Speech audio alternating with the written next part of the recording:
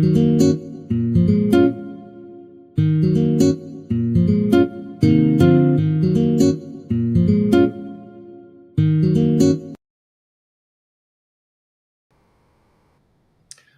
everyone, to Together We Serve TV show.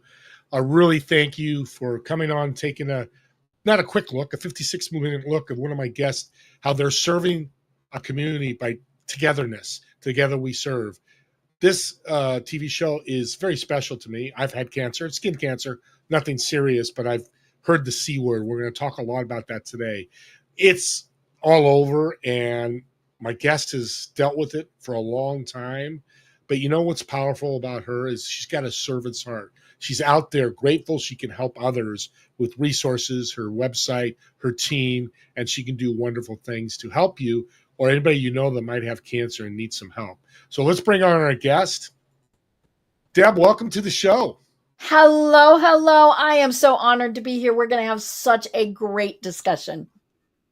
Well, Together We Serve is such a great name for cancer, meaning we can't go the cancer journey alone. Talk about how you help with that journey. You know, that's one of the things that I hear the most is people say, I've never felt so alone in my life. And part of that is because we don't want to bother people. We don't want to seem like we're whining. We don't want to complain. And so we isolate ourselves. And now is the time where we absolutely have to reach out to those who want to help us and support us, whether it's, somebody just texting a message every once in a while, or taking us to doctor's appointments, bringing meals, sending words of encouragement. Now is the time where we have to band together. Communication sounds like a big part of this as well. Yes. Yep. The wrong communication could be really detrimental as well, right? Right. Yeah. And it's one of those things where people can't read our minds. We like to think they can, but they can't. And so when we need help, when we need, somebody to, cry on their shoulder, whatever it is, we have to tell them. And so we can't feel bad when they don't offer. This I get asked a lot, and it happens in mental health as well. Mm-hmm. You're learning about somebody's cancer, their journey. People don't know what to say. Right. What's some great communication you can say and saying, hey, I was just diagnosed with lung cancer. Mm-hmm. Right. I don't know what's going to happen. And you are so right. People have absolutely no idea what to say. They don't want us to feel worse, right? They don't want to say the wrong thing. And so they don't say anything. And one of the first things that somebody should say is, I'm sorry. I am so sorry that you're going through that. We don't want to hear, Grandma had this, and this is what she did. No, because we're different than Grandma. But we want to hear, I'm sorry. What we don't want to hear is, tell us if there's anything we can do to help. Now, they mean well by saying that, but my brain is so befuddled by the fact that I have cancer and I'm having to deal with it that I can't think of anything to say I need. So be specific and say, can I bring you dinner on Thursday? Can I drive you to a doctor's appointment? Can I come and just sit with you? Be specific, because then our little befuddled brains can grasp that and deal with that, but don't ignore them. That is one of the things that people do, is they think, well, I'm just not going to say anything because I don't want them to feel bad. Well, then what happens is we think they don't love us, right? And so it's so important. I'm sorry you're going through this goes an awful long way. Or I had people who said, we didn't know what to say. And I told them, Hallmark has cards. And I still have all of those cards that people sent to me, and some of them were very serious cards. There were a lot that were just really funny. But there are cards basically to say, I'm thinking of you. And that's what we want. We want to know, again, that we're not alone. And there's somebody there to support you, not telling you what to do, but and I love, so it sounds like, and this is great learning for me as well. That's why I love hosting these. So yes and no questions. Hey, do you need a ride to the doctor next week? Can I bring you dinner? can I come over and Mhm. and watch a movie with you know? Mhm. I Mhm. love that because it's less thinking. Right. It's like yes or no. No, no, Mhm. not today, but maybe next. Mhm. Yes, Mhm. come on over at 8 o'clock. Right. Mhm. That's a You know, the powerful. easier you can make it, because we do have so much going on through our brains. And to make it worse, we might have chemo brain or, all those various other things. And so you make it simple for us. And that makes it simple for you too. If you're thinking, well, I can take them dinner, but I don't know when, I don't know what they like. I don't, then you don't ask again, right? Yeah, yeah. And it sounds like we'll stick with the cancer thing because this is about, but that works across the board. Somebody broke Right. their Mhm. leg, Mhm. they Mhm. lost a loved Mhm. one, whoever it Lost a is, hands job, right? Got lost their. divorced, a grief. Grief is a big thing. Maybe they Yeah. lost a loved one. Mhm. Talk about grief and anybody that's dealing with cancer or has a family member or a friend with cancer. How do you handle Mhm. grief? I had a revelation yesterday when I was listening to somebody else's podcast, and she was talking about grief from the standpoint of actually losing a loved one. And she said, yes, people can say, hey, we're going through something similar, but losing a loved one is obviously, there's nothing that compares to that. But when we have cancer, it is in a lot of ways like it's dealing with someone who has, dealing with the grief symptoms. We're angry. We're in denial. We're bargaining, right? You make me better, God, and I'll be the better person. All of these various things. And of course, like any type of grief, it comes and it goes. We can be just fine for days, weeks, even years. And then it'll hit again. And you'll think, why did I have to go through this? What did I do to cause this? All those various things that we deal with if we're actually dealing with the stages of grief. And it is very normal for people to feel those. And the thing to do is to acknowledge that it's very normal, get through it, and then go on. I get through is such a powerful servant Mhm. heart message because that's the hope. We want to Mhm. leave Mhm. people with hope. I didn't want to start the show with this because your journey has been one incredible because you're It's been just a sitting in roller coaster. it. An audience, when you hear the story, you're going to see she's laughing and she's happy and she means it. But a lot of people wouldn't be with what she's been through. Go through the journey of your cancer and what's happening where you are today. Mhm. So it is rather complicated, and so I'll try and boil it down a little bit. So in 2015, I went for my annual checkup and had my mammogram, just like you're supposed to do. I was not even home, I think, when they called and said, you need to come back. Now, in my background, I worked for an oncologist and I worked for the American Cancer Society. So I know just enough to be dangerous. And being called back, I knew was not good. It was not, I didn't smile pretty for my pictures, right? It was, there's something that is there. So I went back, did another mammogram. Turns out what I had was something called microcalcifications, not a lump, not a bump, not anything that was easy to diagnose. And so what do? I'm like, I don't know what a microcalcification is. So I go to Dr. Google. That's what we all do, right? And according to Dr. Google, most women of a certain age get microcalcifications. It happens when the hormones in our bodies change as we age. The vast majority of time, it's not an issue, because like I said, you get those. But in some people, because I have to be special, they start coalescing and gathering together. And then that's where there is the problem. And so, but they had diagnosed me as stage 0. Let's not really get too concerned about this. I did have a surgeon that I talked with. She did a couple biopsies that came back negative. And then she said, and so this was not a rushed process. This went over the course of several months. And she finally said, let's go ahead and pull some lymph nodes. And everything was on the left side. So she said, let's pull some lymph nodes. Nobody was more surprised than she was when 8 of 12 lymph nodes came back positive for cancer. So that meant that I went from stage 0 to stage 3, just kapoof, right? And I didn't even have an oncologist. So, I had to scurry around, get an oncologist, met with her, and she said, we need to be very aggressive with this. Now, I chose the traditional treatment route. Many other people choose something different. It's very, very important that you choose what you feel is best for you. But I chose traditional. So I was going to do chemo, surgery, radiation. So, I have my chemo treatment, and it was 8 different drugs because we were having to hit this pretty hard. It took about 9 hours to do the entire treatment. It was Halloween weekend. I go home, have trick or treaters. This is great fun. And then I started feeling kind of puny. But I thought, well, I did have massive chemo. But then I went from puny to something's really wrong. Called the doctor, and they said, you need to get in to see us. Before we could do that, we realized, no, this was go to the hospital.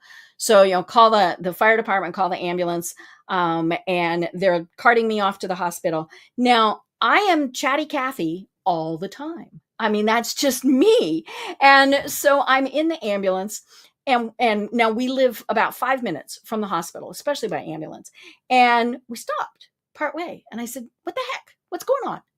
And, and he said, well, it's a stoplight. I said, well, we're not going lights and sirens. I'm special, right? And that's the last thing I remember for hours, because then I got to go lights and sirens because my whole world crashed. And what happened was I got a complication that happens less than 1% of the time. My doctor had someone who had passed away from the same complication, and so she knew what to do. What happened was I went into septic shock, and septic shock is very bad. The stats are about 75% of the time it's fatal. So you have a massive infection throughout your body that starts attacking your organs. My heart rate went up to about 200. I felt like I was going to fly away. And it ended up very severely damaging my kidneys for the rest of my life. But had emergency surgery. But I remember the oncologist and the surgeon arguing in the hall about how fast I was going to die that day. The surgeon didn't even want to try. And the oncologist got in his face and said, you're going to try. Obviously he did. And so I ended up in the hospital for about 7 weeks, multiple complications, multiple other surgeries, all sorts of things that went on. Finally was able to go home and was getting better. And then, was like, okay, well, we can't do chemo. And so let's go ahead and do the mastectomy. And I had decided to have a double mastectomy without reconstructive surgery. Again, that was my choice. A lot of people make very different choices, but I got a complication from that my surgeon had never seen, right? Because I'm special. And so, that was only an overnight type of thing in the hospital. Then things got, much better. And now I worked a good portion of this time. And I think that was very important for me because it gave me something to focus on. I do own my own company. And so I was able, I tell people hospitals have really good Wi-Fi, and so I was able to work. Went through radiation and sailed through radiation, had absolutely no complications, nothing, which was a little surprising considering the fact that I am a natural redhead that freckles and burns very easily. And so, we were kind of surprised that I didn't have any issues. Then, just kept kind of going. And, there were other things that I was having to deal with along the way, predominantly because of the septic shock. Because I was not able to continue with chemo, I take a treatment so my official diagnosis became stage 4 triple positive metastatic breast cancer. Stage 4 is not considered in most cases to be curable. Now it might never come back, but it is something that is just kind of always that shadow that is always there. And the stage 4 diagnosis came because I had an issue with a rib on that same side, and the tests on it came back as inconclusive. So the decision was made, let's just say stage 4 and not mess with this. So I continue my treatment. I actually still am in treatment. I have a port in my shoulder. I get an infusion every 21 days, slows me down for a day or two, and then away I go. But in amongst all of this, I also mentioned to my doctor, hey, I got this thing on my arm that won't heal. off I go to the dermatologist. Now, he took one look at it and diagnosed basal cell carcinoma, which is actually very easy to treat. He zapped it. I didn't even have a stitch, so that was really nice. He just burned that. And then last year I did the same thing. I said, hey, I've got this thing going on. They did a CAT scan. That did not show anything for that, but it showed that I had thyroid cancer. So last summer, and it's been just a little over a year ago, I had to have my thyroid removed. And there were actually 2 tumors that were there, but we still caught it so early that it had not spread, and I did not have to have any further treatment.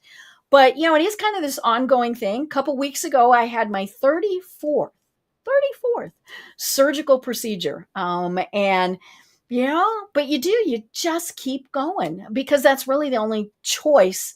Now you can choose to say, I've had enough. And some days I'm thinking that, right? But then I kick myself where I need to be kicked, and away I go. But my choice has been to just keep going and keep fighting. Well, I'm glad you mentioned you have bad days, because every time I've met you, it's a couple times. You have this wonderful, jovial, happy attitude. And as well as others that don't have that attitude when they have cancer. When I got that 2011, diagnosis, and it was basal carcinoma. I had the exact same thing you did. But it still scares the crap out of you. Yeah, the C word. Called my best friend, Mike Sullivan. Shout out to him. Love him. He's pharmaceuticals. He walked me through.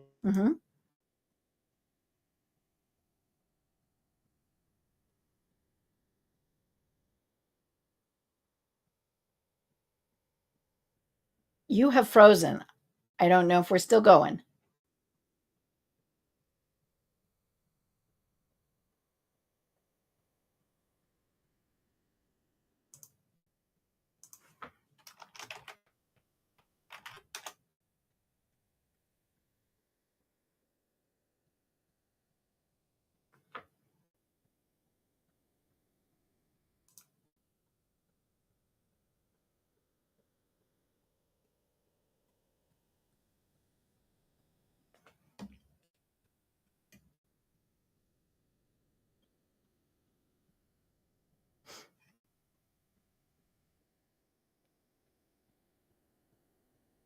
We might be live. We might not be live. I don't know what's going on, folks.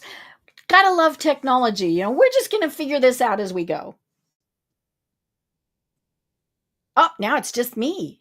Such fun. Isn't it fun that I can sit here and talk to myself? So I am going to talk to myself. When you are diagnosed with cancer, it truly is absolutely, totally life altering.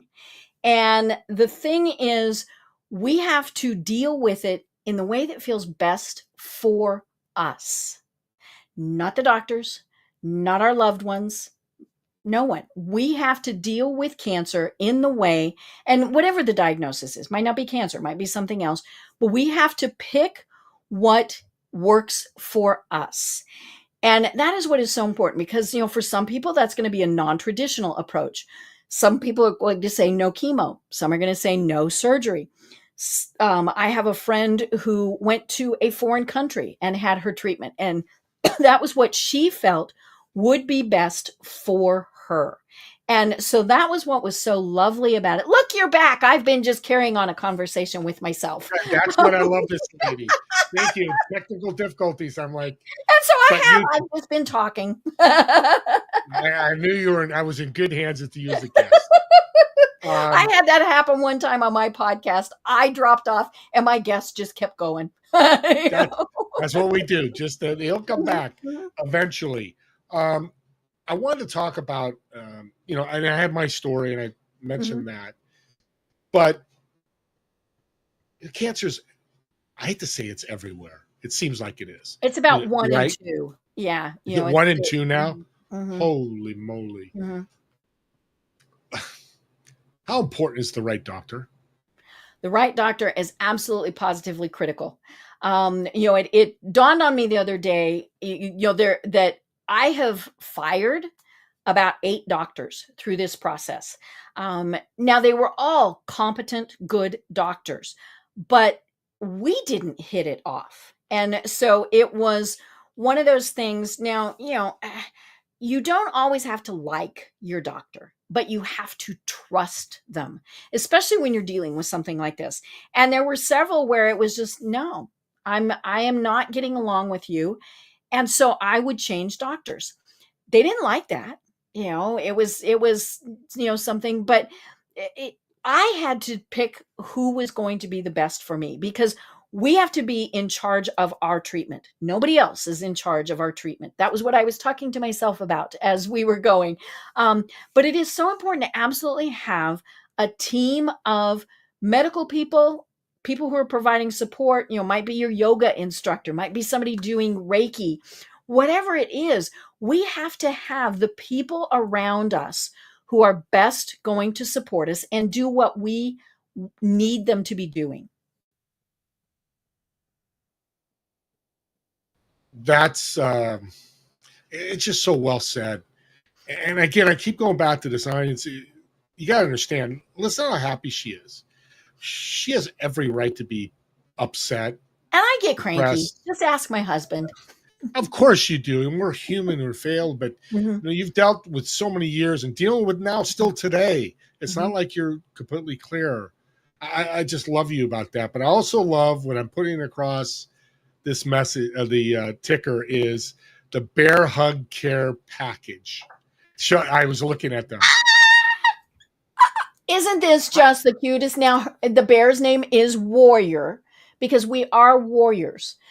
But this is, oh my, I love my bear hugs. They're just, and what we've got, and we do have, it's going on the ticker. We do have the opportunity for people, if you do 10 special as a coupon, that will give you 10% off. But this is, it's a care package where we've got Warrior, and then we have several other items in it. We've got some temporary inspirational tattoos. I have the real ones, but some people want temporary ones. Some lip balm that is unflavored, unscented, because when you're in chemo, some of that does nasty stuff to you. Several other things. But the idea is that you would send Warrior to someone else who is on their journey with cancer so that they know they're not alone. And that's the thing that is so important about this. So we're sending a bear hug, right? I sent one last week to Germany. Hasn't gotten there yet, but and so yeah, it's and I had several little stuffed animals when I was in the hospital that friends sent, and I always knew that I was not alone. And so that was kind of the concept of, hey, we're going to do this bear hug, and this is just like the cutest darn bear in the world. So awesome.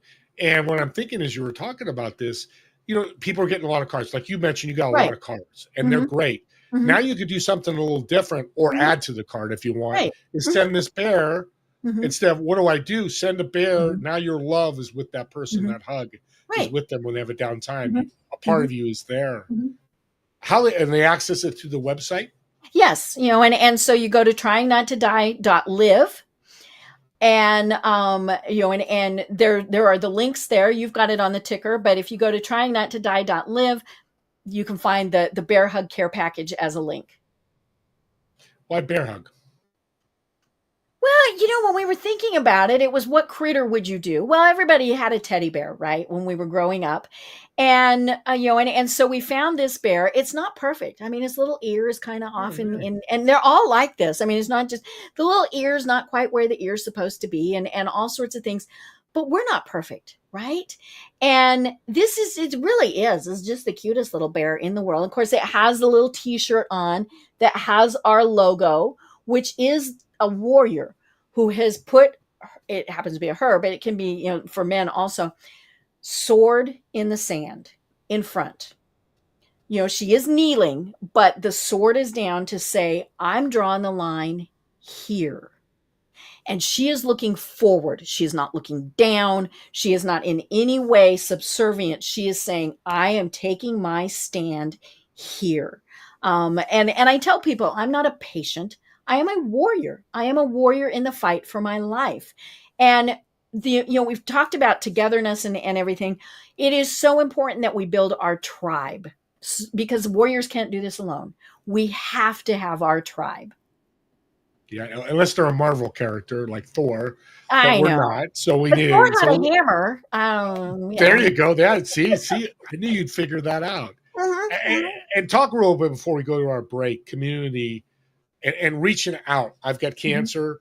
mhm, How important going out to that community is for me to walk mhm, through this journey. mhm. Having your community is just absolutely critical. What I always think about is whenever I'm going in for something, my 34th surgery, doctor's appointment, whatever it is, I am surrounded by this bubble of well wishes, prayers, whatever it is that people are sending. And I very distinctly remember at one point where things weren't going quite as well as they could have been going. And I remember thinking, well, I can't die. All those people will be annoyed. But it is so important. And it's funny because it is comprised of people who I've never met. They've just somehow, gotten into my circle. A lot of people, obviously, who I know. People who I thought would be my biggest supporters haven't always been there. People who I didn't even know knew I existed have been some of my biggest supporters. So you never know in this process who is going to be your community, but it is important that they're the right community. If they're going to be the gloom and doomy or, the people who you just don't want in your community, it's okay to lovingly send them on their way. Lovingly is the key word there. Mhm. That's the important thing. And Mhm. I think love is a big part of this too. Yes. Love on these people. And Mhm. that's it. That's the best Mhm. way you can really handle this. Right. Mhm. Excuse me. Last word about cancer and why you're fighting it so hard. I'm not done. You know, I have no idea where this came from. In my mind is a picture of me at 97.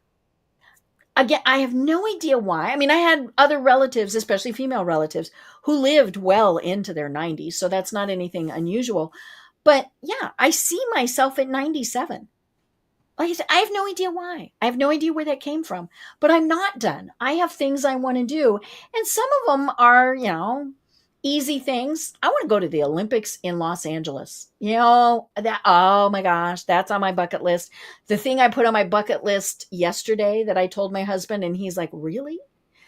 I want to do a cruise to the Antarctic. Oh my gosh, wouldn't that be so much fun? But some of it is there's a movie that I want to see, or a garden I want to go to, or Mhm. friends that I want to have a meal with, or get to know on their podcast and their TV program. So I'm just not done. And I love the hope you give yourself. Bucket lists are so Mhm, powerful. And you get the naysayers like, well, take every day, mhm, mhm. take it day by day. Right, right. And it's okay message. Mhm, You're doing mhm, that. You got your support, mhm, but there's nothing that says you can't do that. Hey, let's right, plan a Antarctica trip mhm, next June of right. 2025. Yeah. And the thing with bucket lists is don't think in 20 years I want to do. That's okay. But why not move that timetable up? And sometimes you can't, like you might say, hey, on my bucket list is an around the world cruise. That might just not be doable. Okay. Go to the museum, read books, do all sorts of other things that can bring you some of those experiences. Okay, let's take a break because this is just amazing. The tidbits you've given us, people with cancer, people helping people with cancer, so much you could do. I want her to take a break. She's been talking a lot. We'll come right back in about 5-6 minutes and continue this great conversation with the wonderful Deb. Thank you.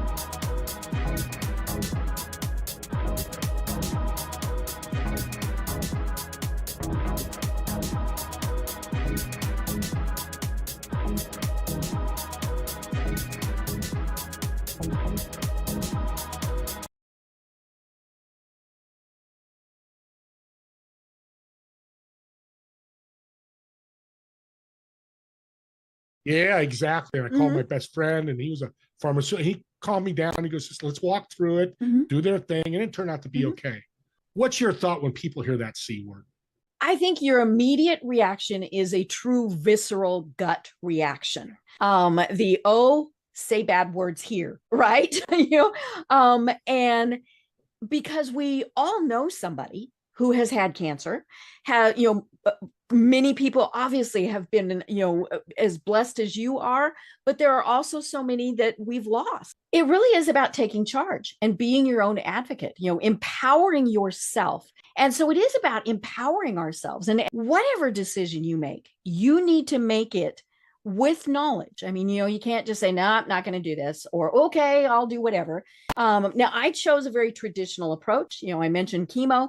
And then I did have surgery. I had a double mastectomy. It's been a very interesting journey, one that, you hope nobody ever goes through. But how can we help those who do?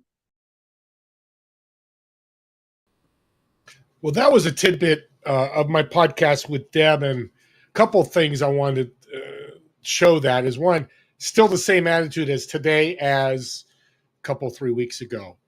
Her voice, her attitude, her body language is of hope, of faith, of winning.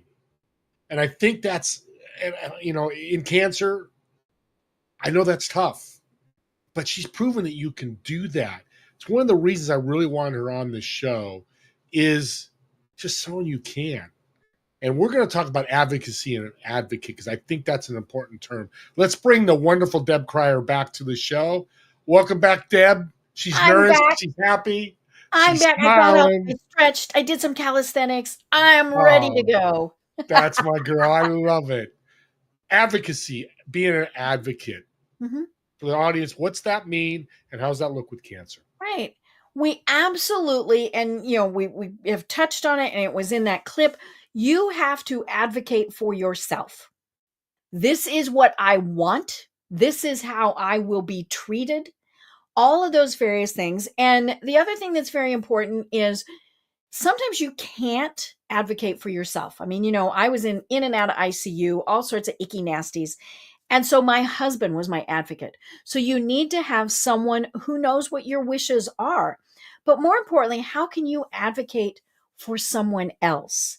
I've gone with people to their initial doctor's appointments. I've walked them through. These are some things that you should be asking. How can we advocate for others to get what they deserve as their treatment. And it is so important to be that person in charge, to be that warrior, right? Yeah. What would we look for an advocate? Somebody is listening, Mhm. watching, they just got a cancer. I love that idea, Deb. Right. What's my next steps to find one? I tell people that first doctor's appointment where you're going in and they're telling you your chances are X. Here's what we're going to do. And your brain shut off, right? Because it's still going, oh my God, I have cancer. You need somebody who can go with you to that first appointment. Now, mine was my husband, but you might have somebody else. And like I said, I've gone with several people. They're going to be the people who have taken, questions. They know the questions in advance that you want to make sure get answered. They're going to take notes and they're going to make sure that those questions get answered before you leave. One of the things that I love about my oncologists, now they are a big practice here in Atlanta. I don't know how many offices they have or how many doctors and other staff they have, but they are big. But on the door in every single room where you are seen by a doctor, there is a sign and it says, "Do not leave this room unless all of your questions have been answered." And that is so important because, now I've called them back in. Yeah, but what, right? But, we have all these questions. Ask those questions. Don't think that the doctor can read your mind, and that's where, we said the title of the program is fine as a 4-letter word, right? When the doctor says, "So Deb, how are you doing today?" Do not say fine. Right? Um, because they can't read minds either. Make sure that you ask those questions. Some of those questions are going to be really hard. How long do I have? How sick am I going to be? What's, when I have this surgery, how long is it going to be before I can get back to normal life? All of those various things. And that's where it is that you're advocating, but we are never, ever supposed to just say, fine. When they ask me how I'm doing, I say, I'm hunky dory. And they know if I don't say hunky dory, that there's a problem, right? And if somebody, if I say, "So Steve, how you doing?" Now, casual conversation, passing somebody in the elevator, whatever, "How you doing?" Fine. That's okay. But when they're going through something like this, if I say, "Steve, how are you doing?" And if you say, "Fine," dig a little deeper. Really? Are you sure? Is there something I can be doing to help? Because fine is kind of that nasty word. I mean, it is a 4-letter word. We don't want to be fine. We might be fantastic, or we might be those other F words, right? But don't say that you're just fine. But yeah, be honest. I'm not doing good today, or I am doing absolutely fantastic. What I'm hearing is pretty powerful, and I'm glad you answered the question because I was wondering why is fine a 4-letter word. Hmm. I thank you because it's very understandable. So Hmm. what I'm hearing, one, an advocate being there listening because you're going Hmm. through all this in your Hmm. head. You miss Right. stuff. Yeah. And you're My thinking, wife "I'm comes to going me, to my die. I'm stuff. going to die. I'm going to die." Yeah, That's what is going through your right. brain. Hmm. Yeah, yeah, and I thought that too, and then realized Hmm. it was not as big. But Right. still, I went through It that, is so a I big know. deal. Cancer is a big Yeah, deal. Hmm. but you ask questions, especially the Hmm. right questions, Hmm. that could save your life. Right. Hmm. You know, Interesting. and and you might be saying, "I don't want to do all of that." I mentioned the fact that years ago I worked for an Mhm. oncologist. Wonderful, delightful man. I learned so much from him, and it's been probably about 35 years. I discovered that he recently passed away, and it made me very sad. But one of the things that he always said was 99% of what we're dealing with is in our head. If we believe this will come out okay, then it will. If we think I'm going to die, then it will. And we had patients who literally told him, now I have no medical training. I was his office staff. But we had patients who said, "I'm not going to do that." And as long as they were comfortable with that decision, then his next words were, "What can I do?"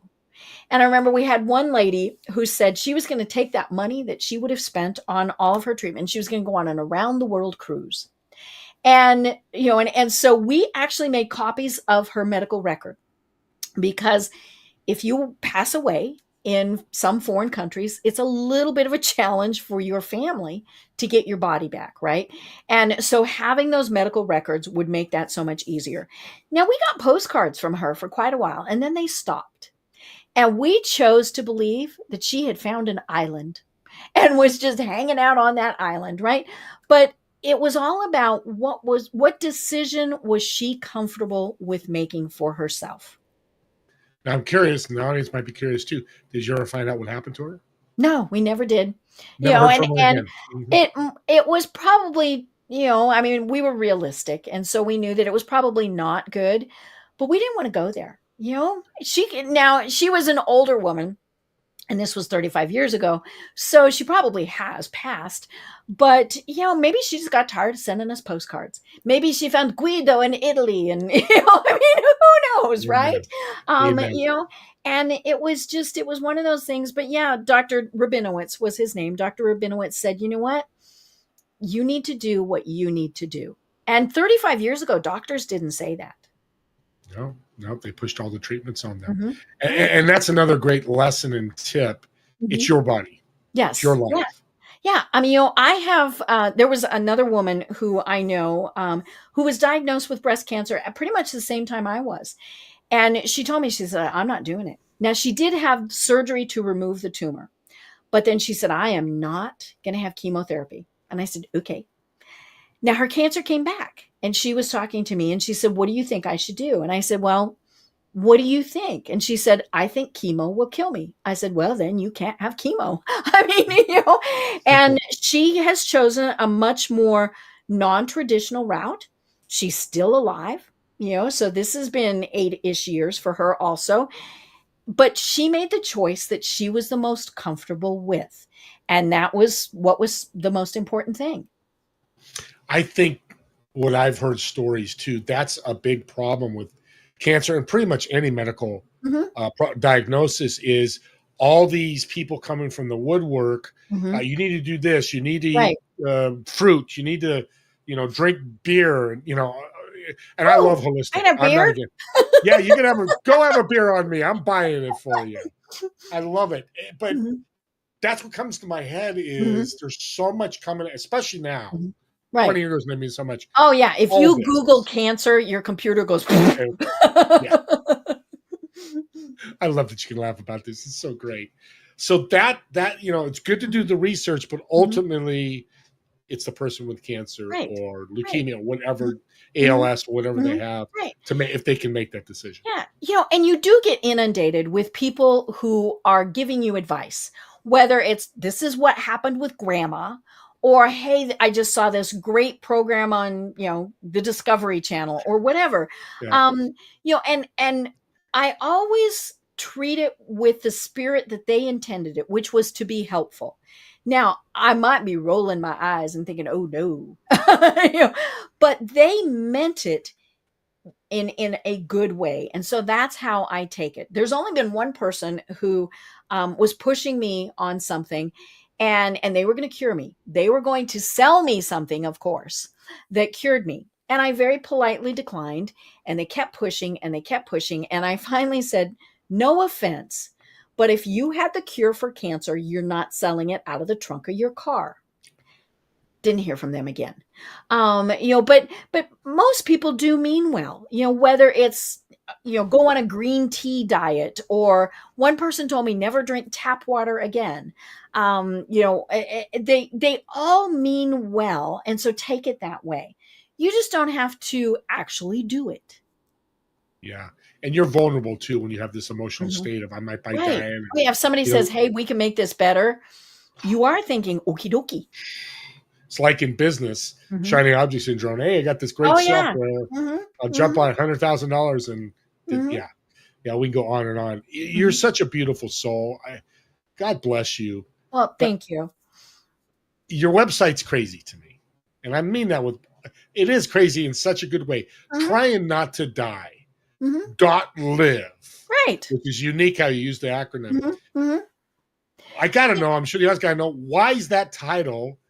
I understand it, but why'd you pick that title? So initially, it came because of my mother. Now, I am an only child. And when my husband made the call to her to say, I'm not sure she's going to get through the night, she lived in Kansas. And of course, she came dashing out as fast as she could. And she actually stayed for 4.5 months to help me. Now, it was a little long, and we finally, Mom, you got to go home.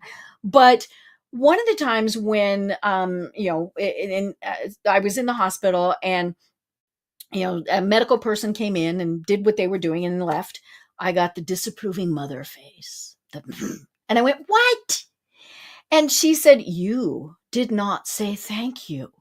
And I said, oh, for God's sakes, Mom, I'm trying to not die here.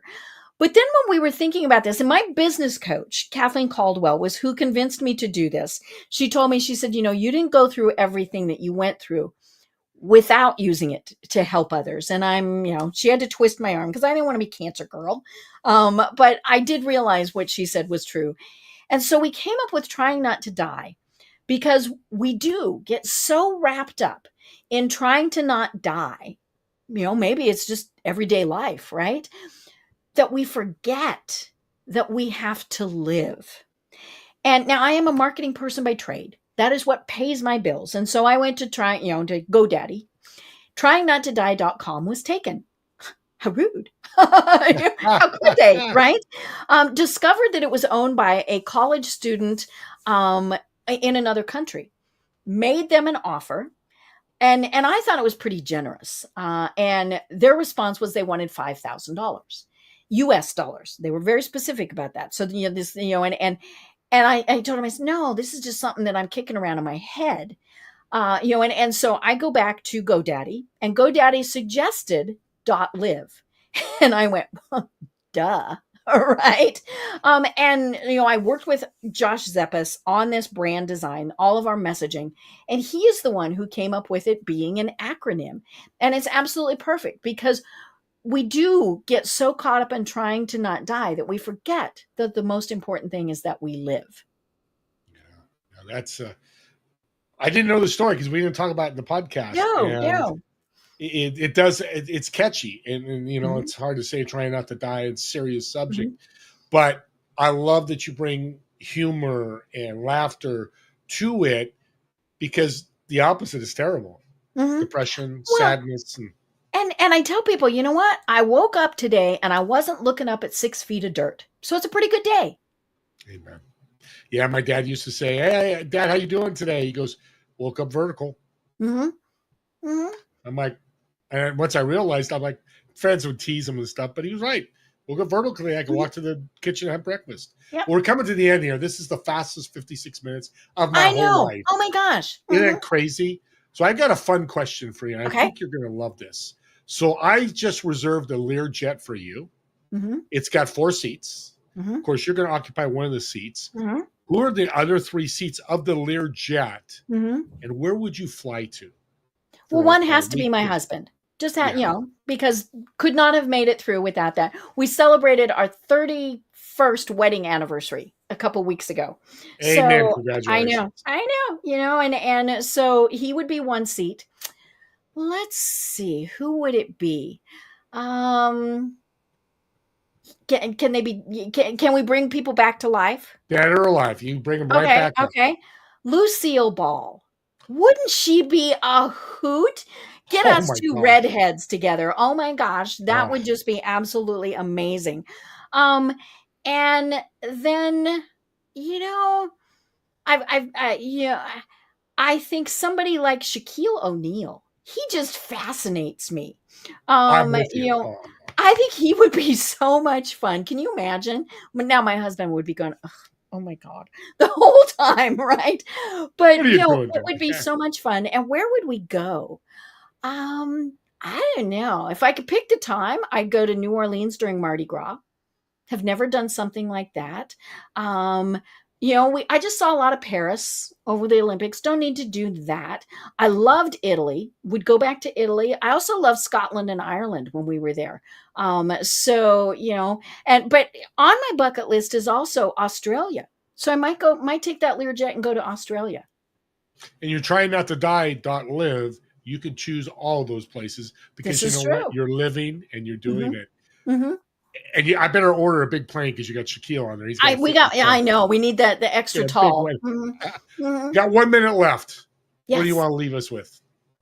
You are in charge. You are in charge of whatever this journey is. You need to make sure that you are living every single moment. And remember that life is truly the only thing that can defeat cancer. Love it. See you all next week. I've got Bodie Aldridge from Australia. Love you, Deb. Thank you so much. From Australia, matter of fact, who will be our international call next week. He's going to talk about leadership and international stuff. And Deb, I got to thank you. Again, you're an angel. God bless you. God has blessed me to be in your presence and Thank be you, and connected I with feel the you. same. I feel the God. same. This is so much fun, and getting to know you is just such a treat. Amen. All right. We'll see you all next week, Friday, 2 p.m. Pacific, 5 p.m. Eastern.